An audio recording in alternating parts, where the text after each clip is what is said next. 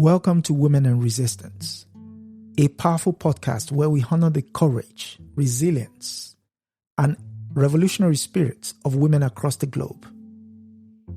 Hosted by Fubara Eneli Esquire and Adesoji Iginla, we uncover untold stories of defiance against systemic oppression. Whether colonialism, racism, sexism, or economic injustice.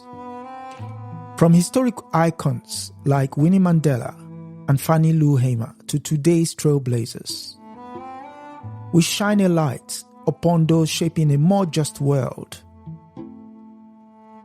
This is a call to honor the past, embrace the present, and build an empowered future. This time. Yes, greetings, and welcome again to Women and Resistance. And first things first, manners. With me, as usual, is my co-host, Mrs. Fubara Eneli Esquire. And how are you, my sister? I am doing well. Glad to be in conversation with you. Yes, always a pleasure. My name, as usual, is Adesoji Iginla, and we continue our quest to understand the role of women, our mothers, grandmothers, aunts, and sometimes just the ordinary woman walking the streets. Because we've gone through so many, at least 10 now, with our latest iteration, who is none other than Professor Wangari Maathai. Before we delve into her, we would enjoin everyone to turn up next week, where we will be putting all the previous people that have sat on the podium to my left in conversations with each other. And also, get some questions from the audience as to how the stories of the women have impacted them on a day-to-day basis. But without further ado, Wangari Maathai, who is she? And why are we talking about her today? Take a deep breath because my life, if I can be so audacious to say it, could be a thing of movies. Just the scope and breadth of my life. And died very recently compared to a lot of the people that I know you've already talked about. I made my transition in 2011. So I am of the age of maybe, if I lived, I would be the age of maybe some of your mothers or your aunties, or maybe even some of you who are here. So this is not ancient history at all. And the work continues. As you started with the introduction, I was a professor, but I'm going to start at the very beginning. My name is Wangari Maathai. It is spelled with 2 A's, Maathai. And I will tell you how I came about that name. I was born on April 1st, 1940. So I was born in this month. And I was the third of 6 children, but the first girl. I grew up in what would be considered colonial Kenya and in a small village of Ihite. This was nestled in the central highlands of Kenya. Of course, this was an area that was very much coveted by the white settlers. And there is actually an area that is considered the White Highlands. Yep. Because what the settlers would do is, as they were invited to come to Kenya, they would settle in the best parts of Kenya, where the land was most fertile, where there was clean water, where there was the most vegetation. And to do that, they would displace us, the indigenous people. I was born in a land that was lush and generous, where the riverbeds were alive and the trees stood like elders, guardians of our community. But over time, I watched that beauty wither. I watched land being swept away from a lot of different things that human beings were doing that initially started with the colonizers. and then has continued. I've watched the land be stripped, the forests cut, with no concern about the long-term environmental impact of these choices, these decisions. The soul of my people were tied to systems of power that did not see us, that did not respect us, and that ultimately educated us not to see ourselves either and not to respect ourselves either. And my people continue to suffer as a result of this. I chose to fight back, not with weapons of war as you may have covered in the past, not with a sword, not with a dagger, not with a musket, Pen or a pen? a pen. I fought back with plants, with trees, with seedlings. I chose to fight back not with rage, but with a resistance that is rooted in love. And some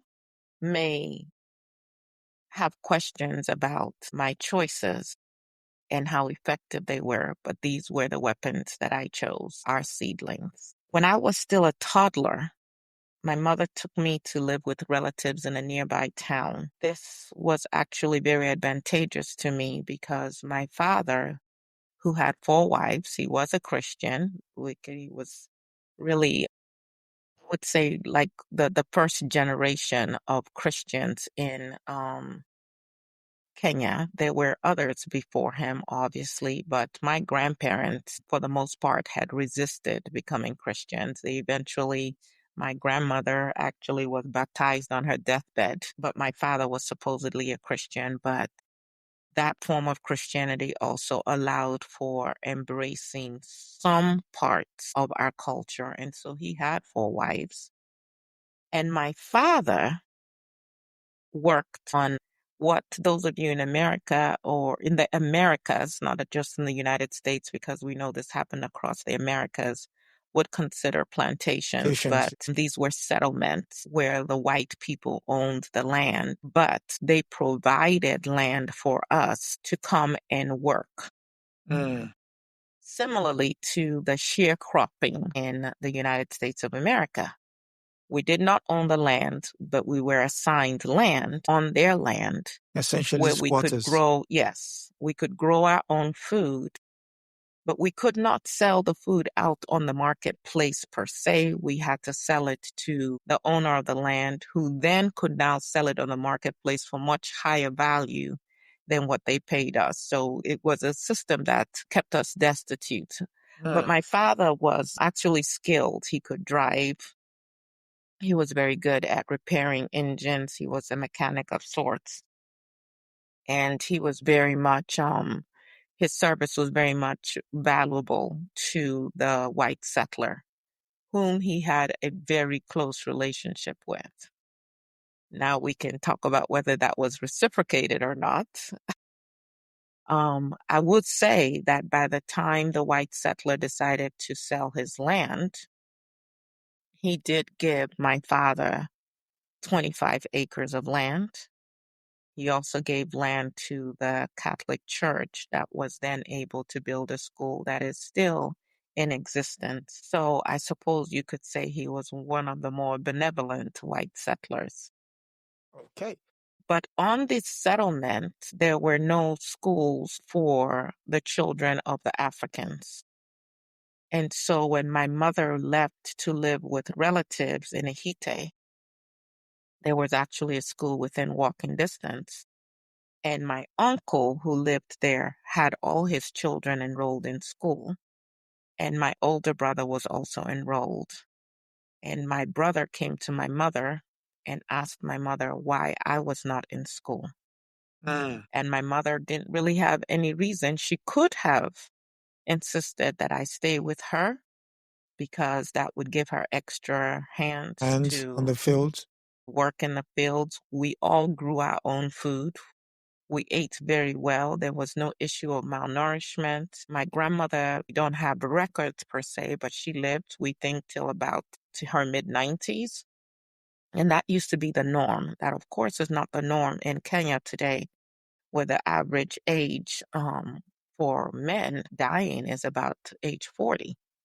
and where you see a lot of malnutrition with the children, and you see millions of women dying from iron deficiency because of malnutrition, really.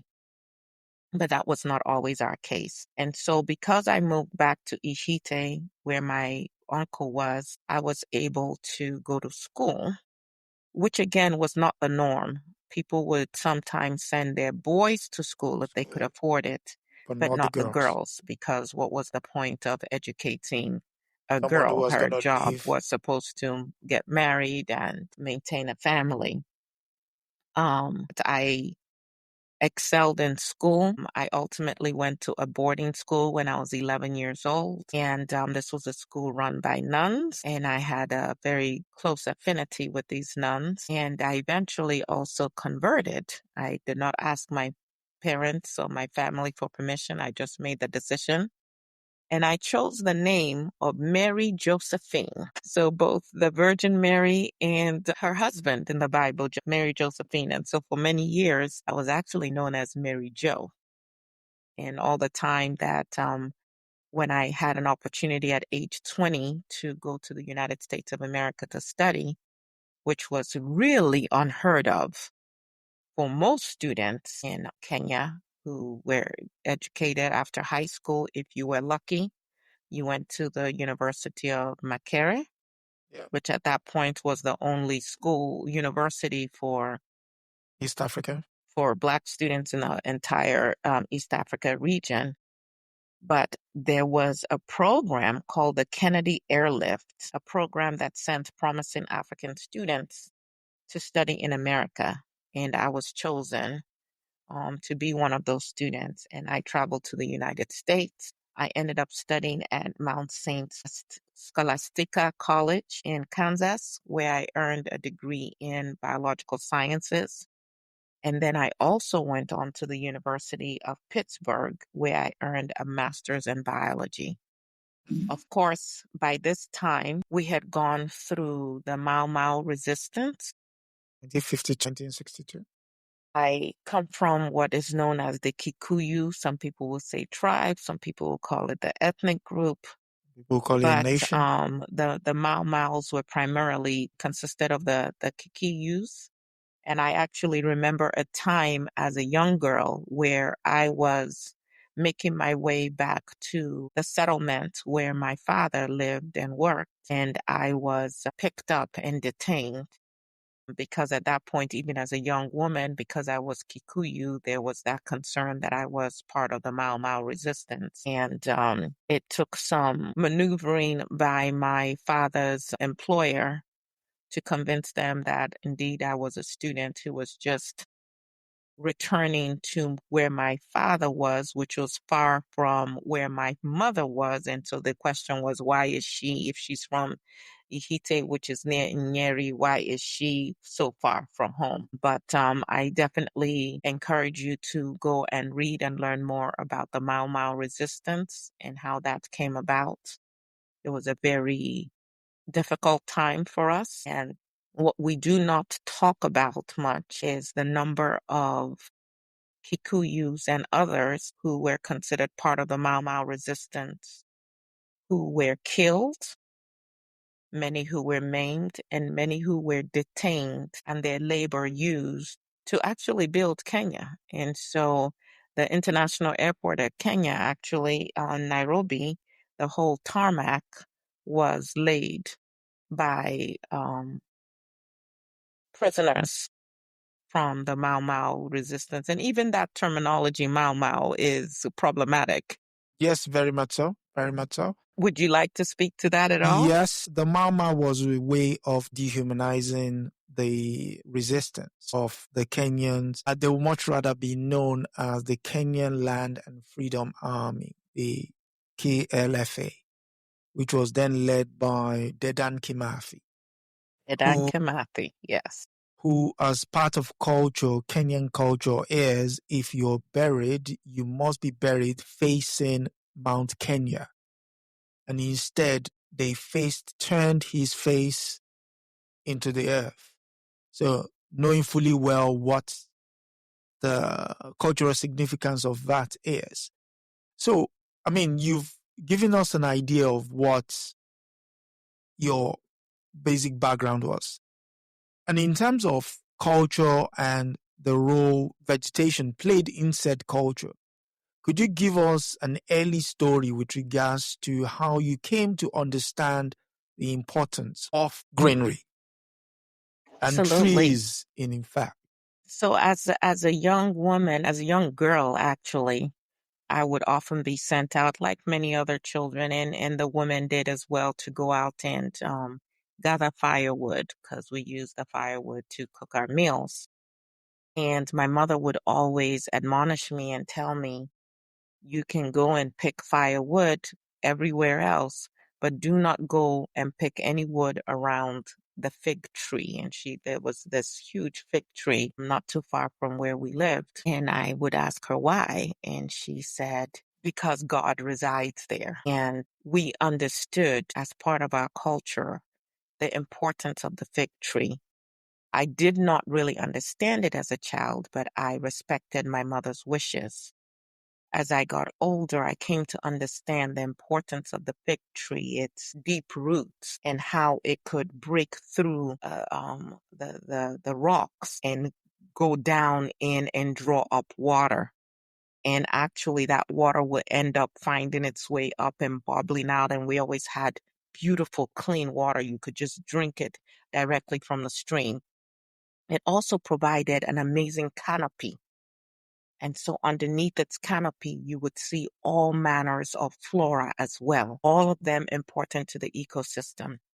As a child, sometimes when I would play in the stream near the fig tree, I would see Apples. They were initially eggs. Eggs, yeah. Of different colors, and they looked so beautiful, and I would try to pick them up because they looked like beads, and I wanted to wear them around my neck. But as I would try to pick it up, the jelly that held it together would fall apart, and it would just like fall through my hands. And over time, I'll come back and the beads will be gone, and then it will be a bunch of tadpoles of different colors. And then over time, I would come back and the tadpoles would be gone and it would be frogs. And again, I did not even understand this metamorphosis until I went to school and learned about the cycle of life. But it was just all so mysterious to me and so beautiful. Years later, when I would return, the fig tree was no longer there. It had been cut down by the white people who now own that land, because they felt that the fig tree was taking up too much space. And interestingly enough, the stream had also dried up. So no longer did we have the fig tree, no longer did we have the fauna that grew under the tree, no longer did we have the clean water, no longer did we have that whole ecosystem. The frogs and everything else that grew there were gone. And in that area where that fig tree used to stand, nothing would grow. They would try to plant other things and actually nothing would grow. And now, instead of us in the sense of meeting God or God being in these trees, we now went to church, to a concrete building to find God. And this has continued till today.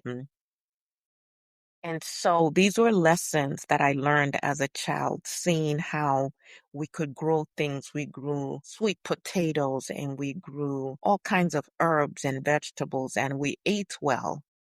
And the other piece that you see now with malnutrition is we went from, in Kenya, growing food that we could consume to becoming so focused on cash crops that we were now growing tea and coffee. People who were malnourished would grow tea and coffee, and there would be tea and coffee plants even up to their front doors, but not food that they could actually eat. We saw how that it even impacted the birds, because with the fig tree, when it would put out its berries and its fruit, you would have so many birds that would come and eat and be nourished. And as all those trees were cut down and the white colonizers introduced their own kind of trees because they grew faster, but they did not do the same thing in terms of their root system and how they held the soil together. So now you also have soil just being washed away into whatever water we still had. And so instead of the clear water we had, you would have this muddy water filled with silt, which was also taking up the topsoil every time it rained. And so what you see is the deforestation of Kenya. What you see is this over reliance on cash crops. What you see is the malnutrition in our community. And of course, this is not just in Kenya. This is something happening across Africa, in many ways across the globe. But we understand that with climate change and with this deforestation, that the people who are going to be hit hardest are going to be the people in Africa, actually. But in 1971, I became the first woman in, so after my studies in the United States, I returned to Kenya. We were now an independent nation, at least that is what we called ourselves. But we very much had kept almost all of the Colonial infrastructure. colonial infrastructure. And I was excited. In fact, when I came back, my family met me at the airport. And on the ride back to where we were staying, it was President Jomo Kenyatta on the radio. Of course, again, go back and read some of this history because he had been in prison, sentenced to jail for 7 years as part of the resistance. But at the time that I'd come back, he was the president. And he had high hopes for Kenya, and many of us had those same high hopes. High hopes. Although now, in retrospect, as I recall some of his speeches and his call to us to join the workforce and to plant tea and coffee, I can see how we had not done a sufficient job of decolonizing our minds so that we could create a different society for ourselves. But I ended up getting a job at the university. At that time, I was one of 3 women who were employed as lecturers or professors. And we found out that we were getting paid much less than the men were for doing the same job. There was this sense that men are primary breadwinners for their family. And so even men who were in positions that were lower than ours made more money than we did as women, regardless of our qualifications. And that was a fight that I took on way ahead of my time, it appears. And you could say that maybe that was the beginning of some of my troubles. Yeah.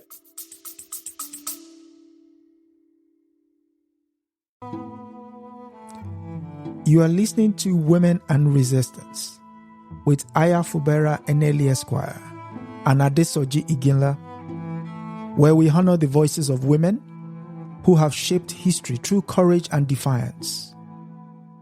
If you're finding these stories inspiring, take a moment to subscribe, share, and support this platform. Together, we amplify the voices that deserve to be heard.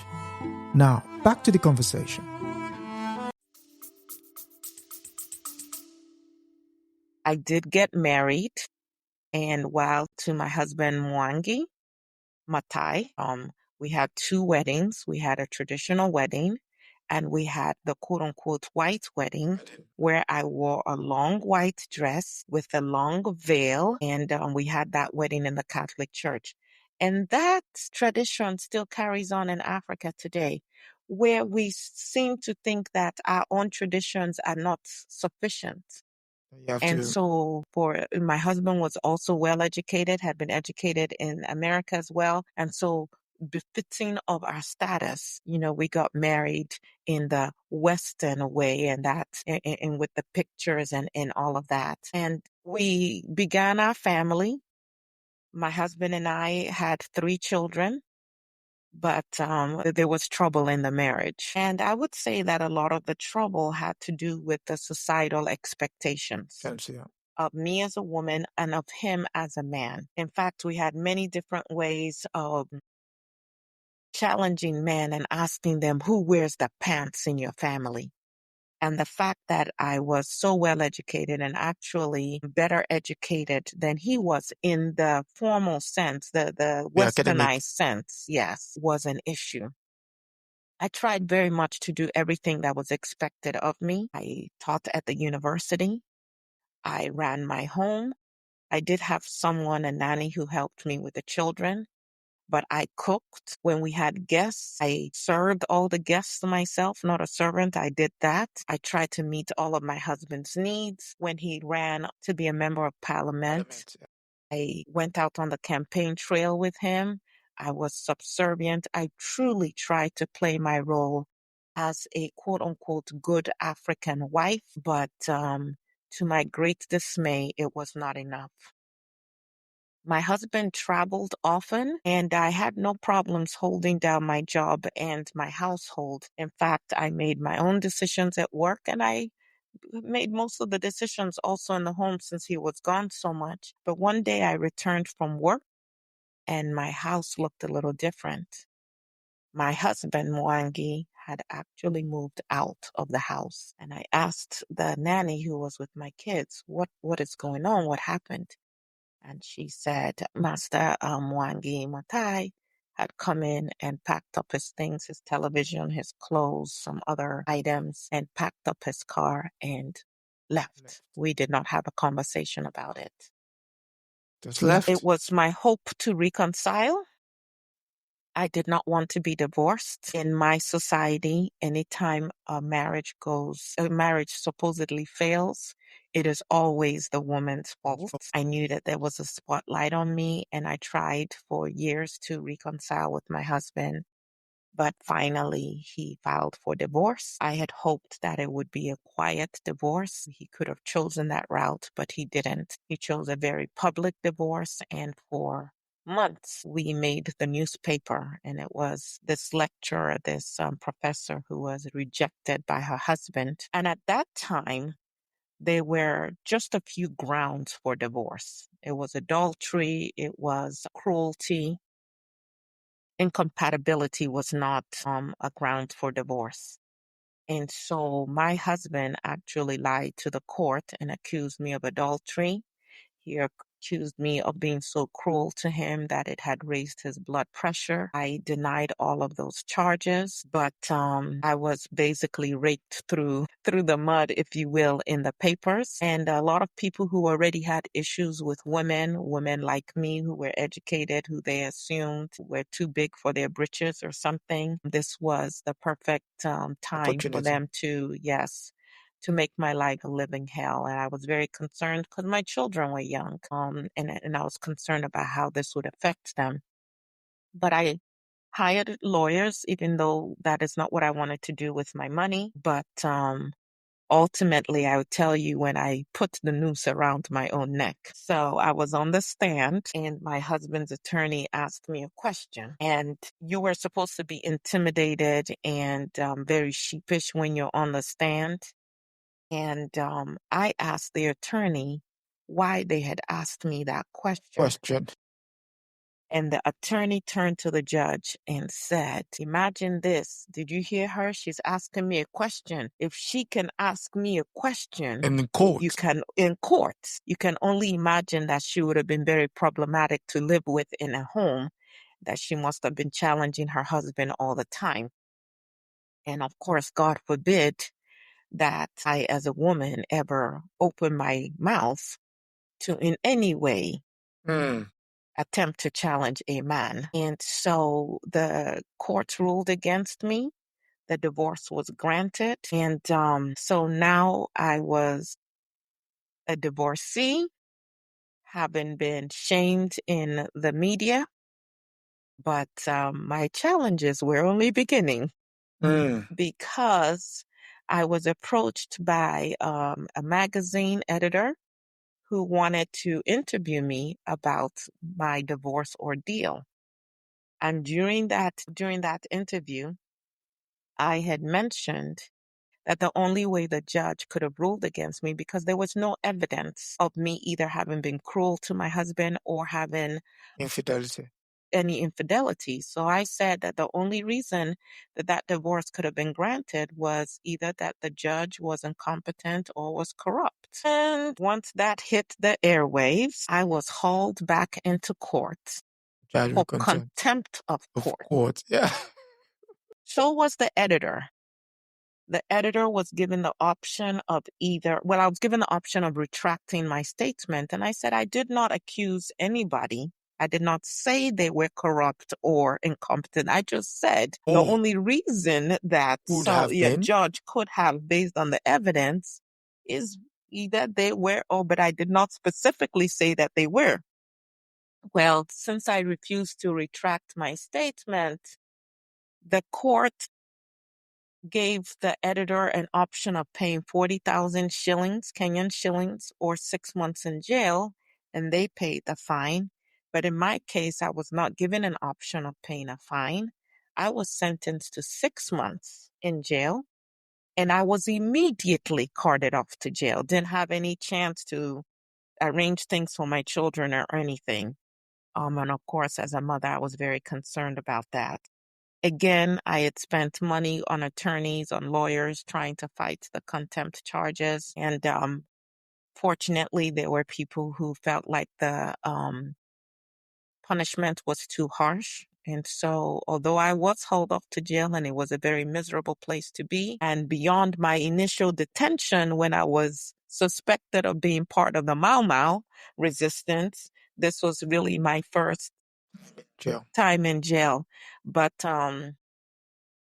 as time would go on, I got a lot more acquainted with the jail system. I actually was kind of considered a jailbird because I went back many times. Ultimately, my lawyers were able to work out the statement that I made, and that allowed the court to then, release me from jail. But this was my situation. Now, mind you, when all of this was happening, 1971, long before my divorce, I became the first woman in East and Central Africa to earn a PhD from the University of Nairobi. I earned my PhD in veterinary anatomy. I had actually gone to Germany to study before I came back and got married. I also taught at the University of Nairobi, first as a lecturer, and then eventually rose to the rank of chairperson of the Department of Veterinary Anatomy, and also became an associate professor. None of these things insulated me from what I was to experience. In fact, over the course of my life, dealt with not just gender discrimination, dealt with quote unquote tribalism based on which ethnic group I was a part of, dealt with issues with classism, just the concern of who do you think you are. In fact, during our divorce proceedings, I didn't hear my husband say this, but this is what the press reported. She's too strong, she's too stubborn, she's too educated, to be a good wife, something along those lines. I was always told that I was too loud, too bold, too proud. But I had seen the world, and I had also grown up with my mother and my grandmother. And I knew that what women could do if given a chance. I should say this, though, in terms of the gender discrimination, though I did not witness it myself, I was aware of the fact that my father had the right to and did beat his wives. So, women were essentially like children that could be directed and controlled by men. Speaking of that part of culture, you were often quoted as saying culture is coded wisdom that has been accumulated for thousands of years. And this wisdom resides in the values, songs, and stories. So how do you think, given the colonialism that Kenya and largely most Africa went through, cut them off from the ideal that the trees, the plants, the environment was an essential part of who they were as a people? That is such an important question for us to consider at this time, because there are lessons for us to still learn today. So, when the colonizers came and as they continued to take over our land, they instituted a tax system. Now, prior to that, we bartered and we bought and sold based on our goods. We're not, a monetary system. But to pay your taxes, you had to pay in money. You could not pay in goats or your vegetables or your potatoes or anything of that nature. And so what it forced mostly the men, and eventually when they would go and live on these settlements, they would then take their wives and their children and all of them became free labor for the white settlers. These men would go and get jobs with the white settlers because that was how you could get money so that you could then pay your taxes. And this is also where you start to see the disintegration of the family, because where we all lived together, now sometimes the men would work in places where they could only come home every 3 months. And some of them worked in places where they could only come home once every year. So some of them would have a wife maybe where they were and other wives somewhere else and so on and so forth. But so you start to see, first of all, that breakdown because you're going and you're working for someone else and you're working in the manner that they want you to work, which you have to do so you can make money, so you can pay the income tax. Because if you don't pay the income tax, then you can be imprisoned. In fact, they started to put loitering laws in place. So if we were just sitting under a canopy enjoying ourselves, you could come and get arrested for loitering. Sounds familiar. Some of you in the United States of America may recognize that. The vagrant laws? Exactly. And so with the school system, as soon as I went to school, there was a rule that you could not speak your indigenous language. You must speak English. In French-speaking countries, it was you must speak French. And so they actually had a system where if they made us like start to tell on each other. There was a sign that you would be made to wear if you were the one caught speaking any language besides English. And the sign would say, I am stupid, I am dumb, things of that nature. And because you did not want to be the one wearing that sign, you made sure you didn't speak English, you didn't speak anything but English, and you would actually report anybody else that you heard speaking any language besides English. Now, remember these boarding schools. So we're taken away from our families. We don't go to school and go back home in the evening. So you're cut off from your family. They had specific visitation days, and your family could only come and visit you during that small period of time. And again, because of the distance, and if your parents had other children and all of that, you may not see your family at all, except for during the holidays when you could go home. So you were effectively put in this sterile environment, completely cut off from your own culture. Every morning, starting with prayer and their songs, and the school I went to was run by nuns, Catholic nuns. So you're learning the rosary. You go to bed saying the prayers. So you're completely immersed in their own culture and cut off from your own. You are no longer singing your own songs. And then mind you, if you pull a child out of their community at age 11 and they stay in school for another 6, 7, however many years, at that point, that is their formative years.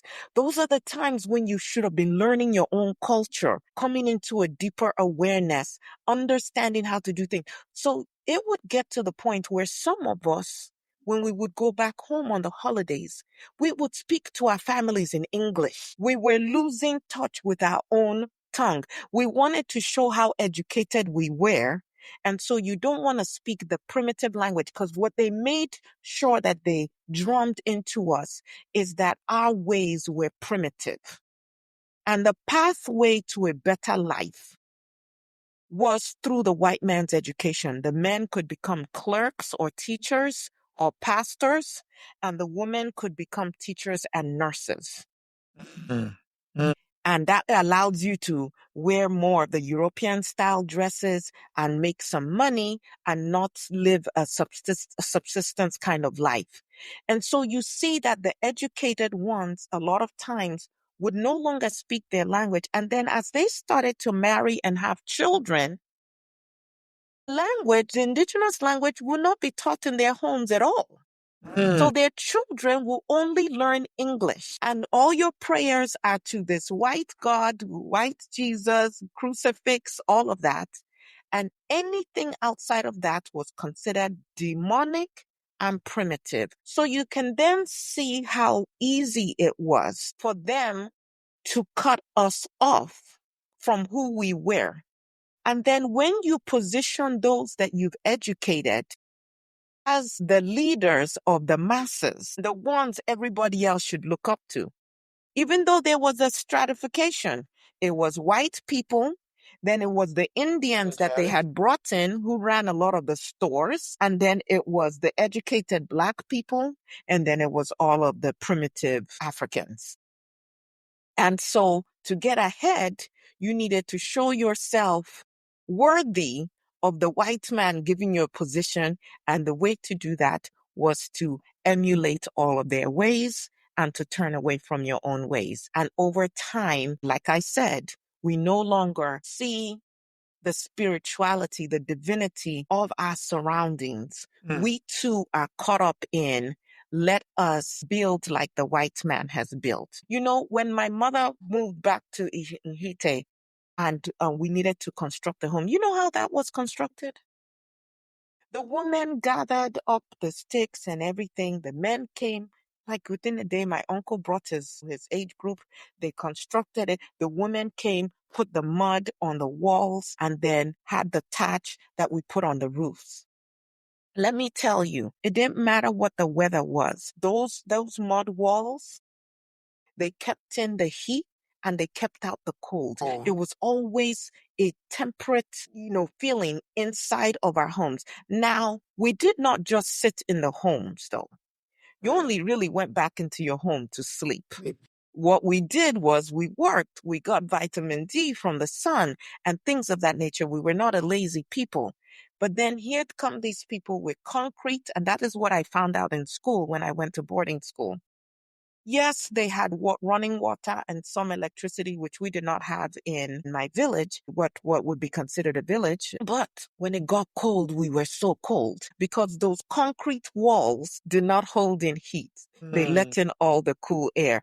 And yet the corrugated roofs, zinc roofs, were conductors that would bring in so much heat. So when it was hot, it was very, very hot inside. And when it was cold, it was very, very cold. And we could not understand how our system was actually better. And when we talk about sustainable environments, was actually a sustainable way of living because those thatch roofs could just biodegrade back into the earth. The mud is what you use to build your house. And instead, we went for these westernized systems that continue to cause us a lot of problems even today.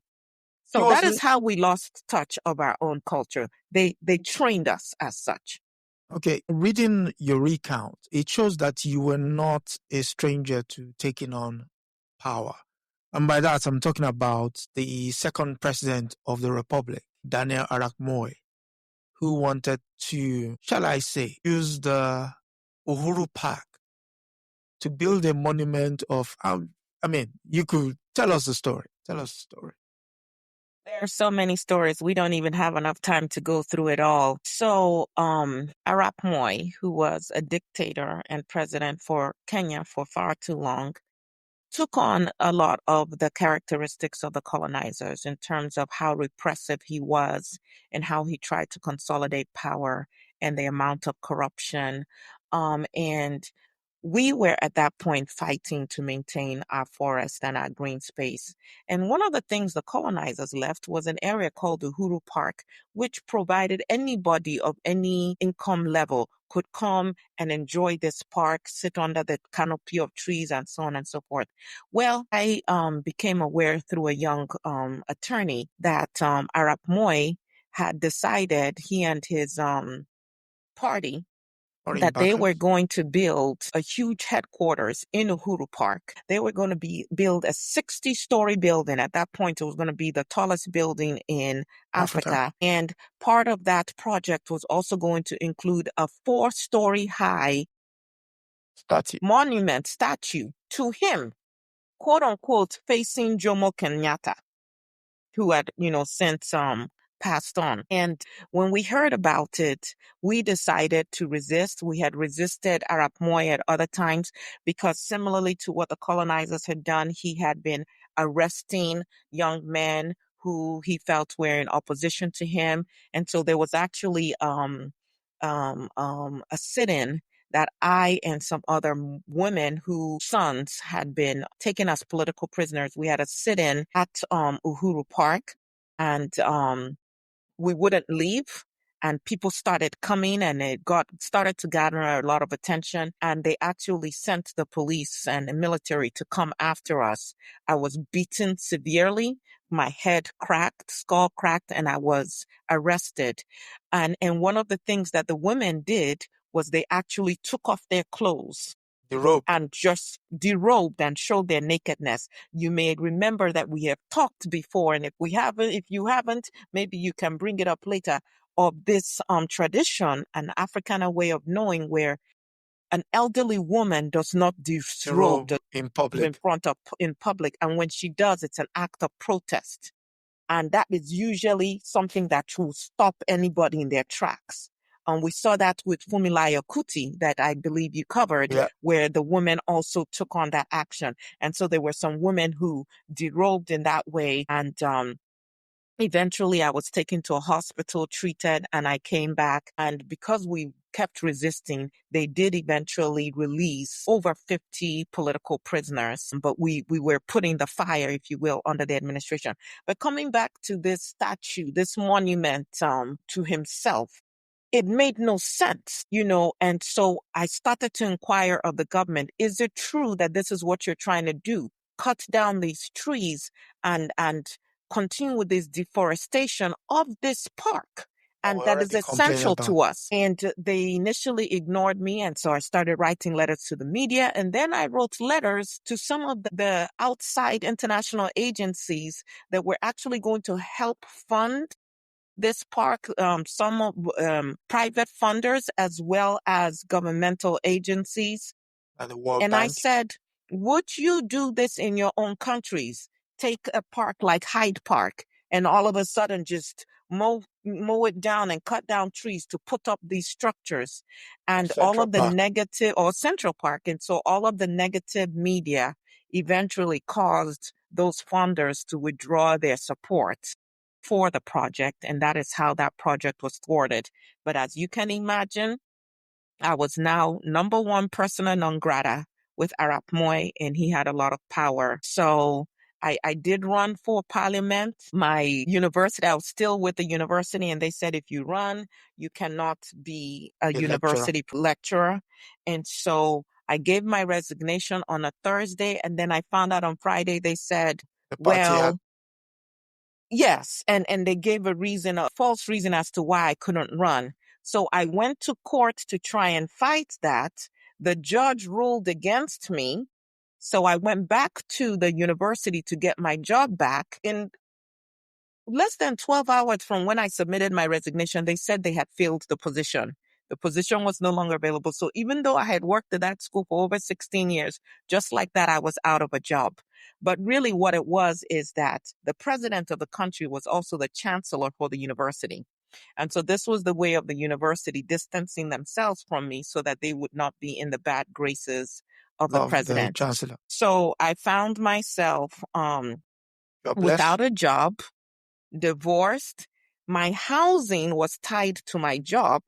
And so they evicted me immediately. But fortunately, there was a property that I had bought when I was still married to my husband. Our marital home, we bought together, but only my husband's name went on it. So he kept that property. Stupid of me. But there was another property that I had bought with my money that had my name on it, a small house in a not so good part of town. And that house saved me. That is ultimately where I moved to, because I now had no job, no money coming in, and nowhere to live. But we persisted. And that is when I started to do a lot of my work with the Green Belt movement, which we had already started, teaching women how to plant seedlings so that they could take care of the environment and have a resource, not immediately, but eventually for firewood, teaching them how to better take care of themselves. And we also use that process to educate them even on the political system and how they could have a voice. So without a job now, I threw myself more into that. And then I was approached by an organization from Norway who wanted to partner with us, and they brought in some resources. I had indicated that all of us were volunteers who worked with the Greenbelt movement and that we needed a coordinator. And they suggested, well, since you don't have a job while you're still looking for a job, why don't you serve as the coordinator? And that began a whole different, for me, if you will. And ultimately, the work that we did with educating women, by the time of my death, we had planted over 15 million seedlings. We had found a way to actually pay the women per tree seedling that they planted that survived, which was very helpful to the women. That became my legacy, and that became the thing that propelled me to where I ultimately was awarded the Nobel Prize, 2004. So there is one part I want to bring to the attention of people. When you said the Green Belt movement, it's instructive for us to remember that a similar type movement was started in West Africa by Thomas Sankara in 1983. What ultimately became the Green Belt movement was, the best way to describe it is, it's basically a belt of trees from West Africa to East Africa.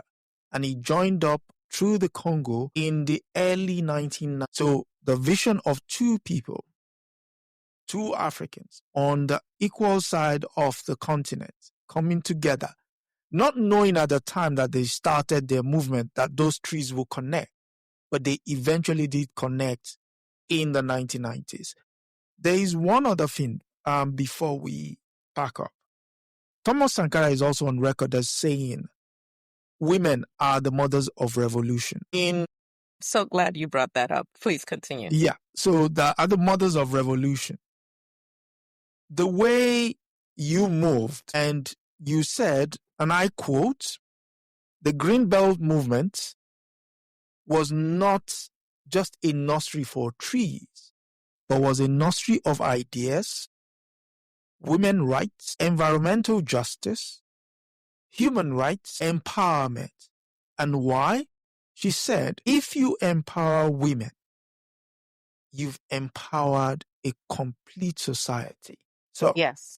And so just like Thomas Sankara realized that he had to work with the women, he wanted to work with the women, the importance of the women, that was something that I also recognized, the work that we did. And also the way that the colonial system had sucked in the men, that it was women that had to do this work. It was women who were being most impacted by this deforestation.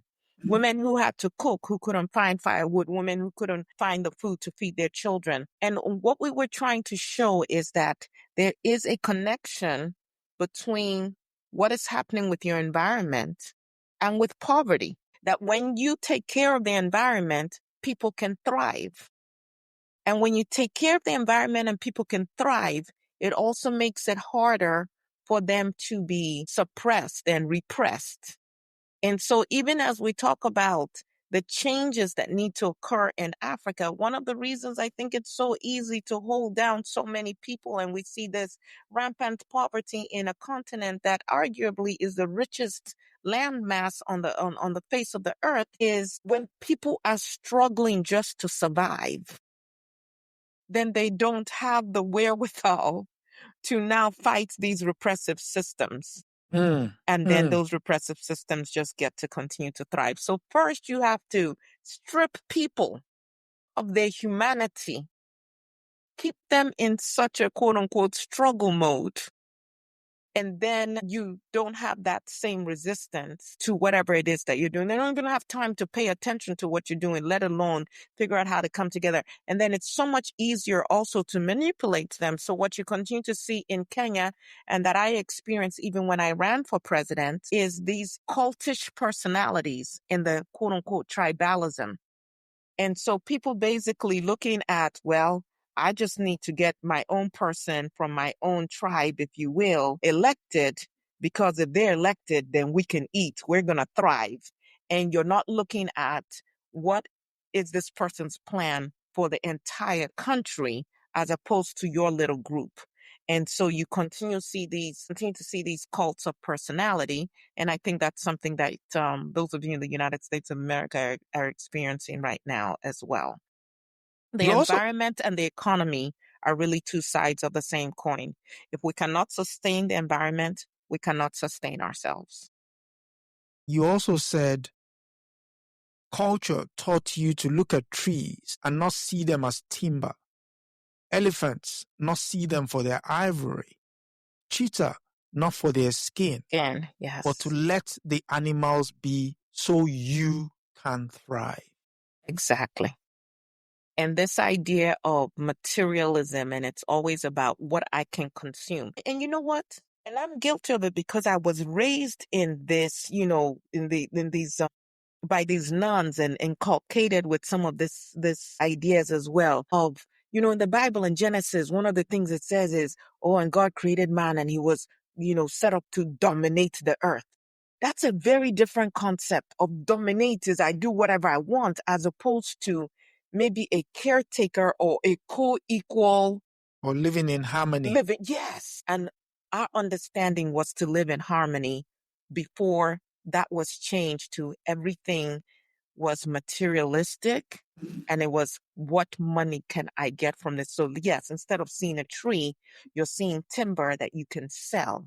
And yet we know that this world, the appetite of the colonizers and their children now is insatiable. And so here we are with so much deforestation, so many of our seas being depleted of our fish, wild animals, we've completely, very negatively impacted our ecosystem, and that is also impacting us. You also said, and one final one, you also said it's important that people know the value of trees. And for every one person in Kenya, you have to have 7 trees. No, actually 10. Okay, 10 trees. 10 trees, yes. Okay, so, and you then leave them with the final question, which is, do you know where your 10 trees are? That is the question I will leave for all of your listeners today and whenever else they hear this. Have you planted your 10 trees?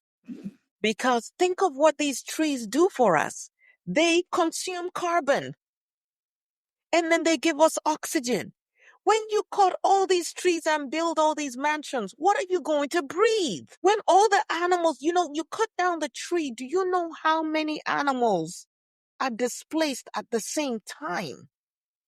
Not to mention, like I said, the role the roots of these trees play. So even, now people just with the technology, you cut down a tree in a couple of minutes.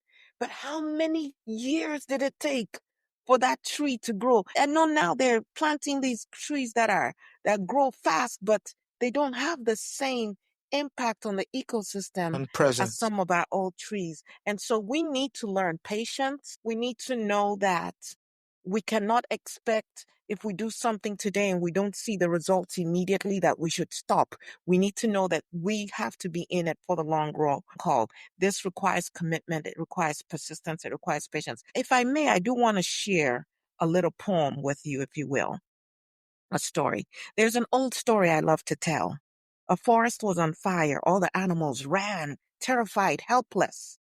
But a tiny hummingbird flew to the stream, picked up a drop of water, and flew back to the fire, dropped the drop of water, and did it again and again and again. You've ever seen a hummingbird?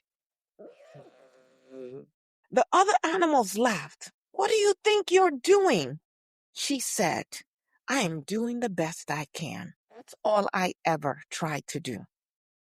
I had no grandiose ideas, but I looked at the problems before me and I said, what can I do? however little. So we started with just 7 trees that we planted on June 5th in 1977. Only 2 of those trees survived. Some of them grew, but then some were cut down.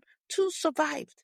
But from that came a movement that has now exceeded 50 million trees. So where can you start? Do not wait for permission. Find your seed, plant it, nurture it. Whether you are fighting poverty, racism, violence, gender discrimination, homophobia, climate change, corruption, know that resistance does not always roar. Sometimes it whispers, sometimes it writes, sometimes it digs, sometimes it roots. And from those roots, freedom grows. So what will you plant? Yes. What would you plan today? And for people who want resources with regards to Professor Wangari Maathai, there is a couple of videos on YouTube. One is the book Unbowed. I actually wrote quite a few books. So, yeah, so you can hear directly from me. But yes, please carry on. Yeah, Unbowed, The Challenge for Africa. And then there's the documentary Taking Roots, The Vision of Wangari Maathai. I also wrote a book called Replenishing the Earth, Spiritual Values for Healing Ourselves and the World. Because the healing really has to start within. We have to reconnect to our divinity, to our own form of spirituality. And that means that you're going to have to reject some things that you've been taught. And then I also wrote a book, The Green Belt Movement, sharing the approach and the experience. So you don't have to reinvent the wheel. Go and learn from our mistakes and then implement it where you are. And then there are many books that have also been written about me. Seeds of Change, Planting a Path to Peace by Jen Collerton Johnson. It's actually a children's book. There's another one, Wangari's Trees of Peace, a true story from Africa by Jeanette Winter. Again, this is a children's book. There's another one, Planting the Trees of Kenya, the story of Wangari Maathai. And then there's another one, Wangari Maathai, the Woman Who Planted Millions of Trees by Frank Pavot. And then Wangari Maathai by Maria Isabel Sanchez Vergara, which is an early reader biography. I do have to say this. Remember, I had mentioned how I got the extra A in my name. Excuse me. So my last name is spelled Mathai.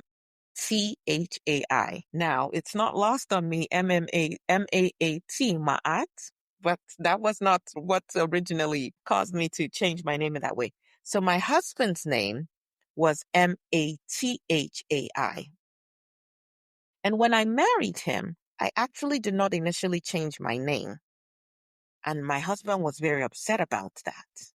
Because even though in the Kikuyu group, we typically kept our own names, women, after we got married, under this Western culture, women are supposed to now be called Mrs. So-and-so. We were not Mrs. before Westernization. And then now you have to take on your husband's name. So when I saw how upset my husband was, and I knew I already had the issue of you're too educated and so on and so forth, I did hyphenate my name. So my father's last name hyphen and then my husband's name Maathai. But over time, I even dropped that, my initial surname and the hyphen, and it was just Maathai. Well, when this man divorced me, you know what he asked for? He asked for his name back. I said, this is crazy. First, I didn't want to take the name. Now you want the name back. But I'd already established myself under this name. So what I did was I added the extra A. So I was still Wangari Maathai, but I added the extra A. So women, can be creative. You know, even when people try to cross you, and this is just a little snippet of my life. There were many, many things that I went through, a lot of pain and loneliness and heartache. You know, when the president of your country and the strongest man in your country makes you an enemy, even your friends don't want to be around you. So there were many lonely days, many lonely nights, many days that I was concerned. At one point, I actually took my 3 children to go live with their father, and I took a job outside of Kenya because I needed work. And I had to be able to support myself. And my children eventually came back and lived with me. But my life has not been easy. But I always had this philosophy, and I want to share this philosophy with you really quickly here. It's in my book. So I said I would seek liberty for all, promote mutual respect and tolerance, and would demand that rights go hand in hand with responsibilities. I always felt that no matter what problems beset me, there was a silver lining somewhere, and my focus was always positive. I never saw failure as being the final thing. If I fell, if I was knocked down, all I needed to do was to focus on how to get back up. And so even when I was diagnosed with cancer, in 2011, I was still very optimistic. Unfortunately, I did pass away from ovarian cancer at the age of 71, and I was buried in Nairobi's Uhuru Park, the same ground I had once fought to protect. I asked not to be buried in a wooden coffin because I could not in death destroy the very that you're trees trying that I to had protect. given my life for, yes. And so my legacy continues today through the Wangari Maathai Foundation, and I encourage you to learn more about it and to maybe join our. Yes, and with that, we thank you for sharing your story with us. We've come to the end of another episode. Next week, we are going to be putting all the previously discussed personalities in that chair in conversations with each other. And if you have any question that you've garnered in the course of listening to the discussions, you can put them in the chat and we'll try and see if ready answers are provided. So it's gonna be like multiple personalities having a conversation. Let's see what Lauren Hansberry has to say to Nanny. Exactly. Yes, let's see. So we're looking forward to that. Yeah. So, and again, it started as an idea and it's been growing. It's taken on a life of its own. And yeah. So next week will be another unique experience. So join us again. Like we say, like, share, subscribe, share the stories, and plant some trees. Yes, plant your 10 trees. 10 trees, to be exact. So until next week. It is a pleasure. It is an honor. And thank you so much for providing this forum to bring forth these lives and these legacies. Thank you. And thank you all for watching. It's my pleasure. Again, yes. Thank you for watching. I'm humbled and being in audience with them. So we'll see you all next week. Good night. That is it for this episode of Women and Resistance. Thank you for joining us in amplifying the voices of women who challenged injustice and changed the course of history. Be sure to subscribe, share, and continue the conversation. Together, remember, we honor the past, act in the present, and shape the future. Until next time, stay inspired and stay in resistance.